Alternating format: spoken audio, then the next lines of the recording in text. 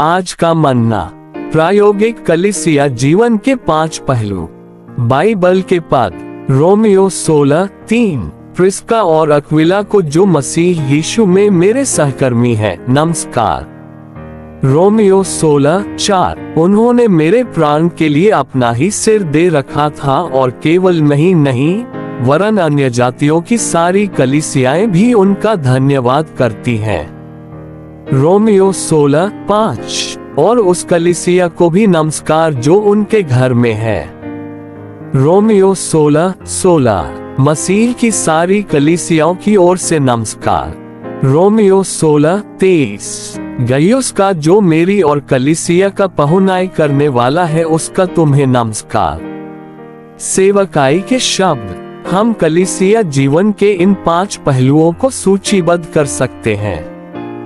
कलीसिया की सेवा करना, कलीसिया के लिए अपने जीवन को जोखिम में डालना, कलीसिया को अपने घर में रखना, कलीसिया को कभी किसी की कलीसिया न समझना बल्कि यह स्वीकार करना कि यह मसीह की कलीसिया है, कलीसिया में सभी को आतिथ्य प्रदान करना और सभी कलीसियाओं का पहुनाई बनना।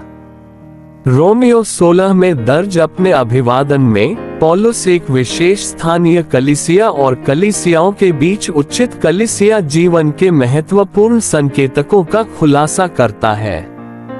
उनके अभिवादन कई प्रिय संतों के गुणों को भी रेखांकित करते हैं। इस प्रकार रोमियो 16 में हम स्थानीय कलीसियाओं और कई संतों के सद्गुणों और गुणों में व्यक्त वास्तविक कलीसिया जीवन के विवरण देखते हैं।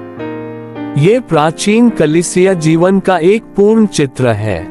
रोमियो में हमें कलीसिया का सिद्धांत नहीं मिलता, हम कलीसिया जीवन की प्रायोगिकता को देखते हैं। इसलिए सुसमाचार की अंतिम परिपूर्णता कलीसिया जीवन है। रोमियो 1 और 16 के बीच कितना बड़ा अंतर है। अध्याय 1 में हम पापियों को देखते हैं जो दुष्ट, अशुद्ध और निंदित लोग हैं। अध्याय 16 में हम पवित्र और महिमा में कलीसियाओं को देखते हैं। कोई तुलना नहीं है। नीच पापी महिमा में कलीसिया कैसे बन गए।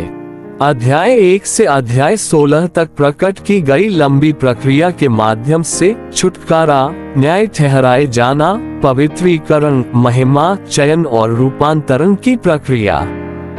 एक लंबी प्रक्रिया के परिणाम स्वरूप पापी महिमा में कलीसिया बन गए हैं, कलीसिया जो पवित्र है और फिर भी बहुत प्रायोगिक है।